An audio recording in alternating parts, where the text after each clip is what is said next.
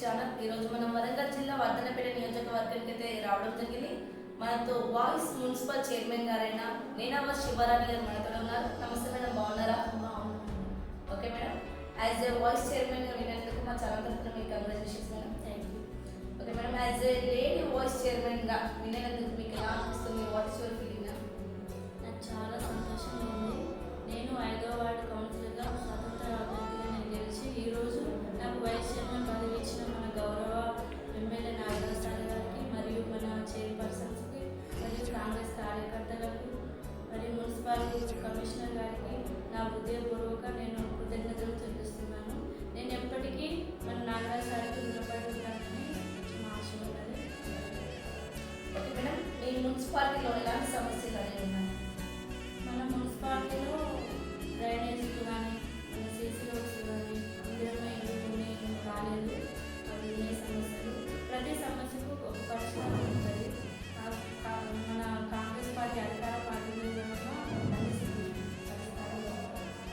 Okay madam, మీకు vote వేసి స్వతంత్ర నాయకులుగా ఎన్నుకున్నందుకు మీ మున్సిపల్ ప్రజలందరికీ ఏం చెప్పాలనుకుంటున్నాను? మా మున్సిపాలిటీలో ఓటు వేసిన ప్రతి ఒక్కరికి కృతజ్ఞతలు. వాళ్ళకు నేను గెలిచినాక కూడా వాళ్ళ ఇంటింటికి నేను ప్రచారానికి మళ్ళీ వెళ్ళాను. కాబట్టి వాళ్ళు చేసే కష్టములు, వాళ్ళకు ఉన్న ప్రతి సమస్యలు నేను తెలుసుకొని మీ సమస్యకు నేను పరిష్కారం చేస్తానని వాళ్ళకు హామీ ఇచ్చాను. ఓకే మేడం, మేడం నేటి యువతకు మీరు ఏం చెప్పాలనుకుంటున్నాను? నేటి యువతకు పని చేసి చూపెడతాను. నాకైతే మీ పదవి ఇచ్చినందుకు నేను వాళ్ళకి పని చేసి చూపెడతాను. కాకపోతే నా వయసు పదవిని ఈ క్యాబినెట్లో సపరేట్గా ఎప్పుడు చేయలేదట. మహిళని గౌరవించి మన ఎమ్మెల్యే సార్ క్యాబినెట్ చేసినందుకు నేను చాలా గౌరవంగా ఫీల్ అవుతున్నాను.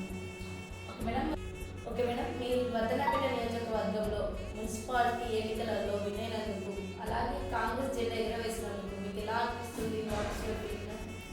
ఇది అధికార పార్టీ కాబట్టి నాకు చాలా సంతోషంగా ఉంది. కాబట్టి కాంగ్రెస్ కావాలనే ఆశ ఉంది. ఓకే మేడం, మా ఛానల్ ద్వారా ఇంకేమైనా చెప్పాలనుకుంటున్నారా? ఈ ఛానల్ ద్వారా నేను చెప్పేది ఒకటి, ప్రతి ప్రజలు మన వర్ధనపేటలో ఉన్న ప్రతి వార్డు 12 వార్డులో ప్రతి ప్రజల్లో నేను సేవ చేయాలనే ఈ చిన్న వయసులో నాకు అవకాశం వచ్చింది. కాబట్టి నేను ప్రజలలోనే ఉంటూ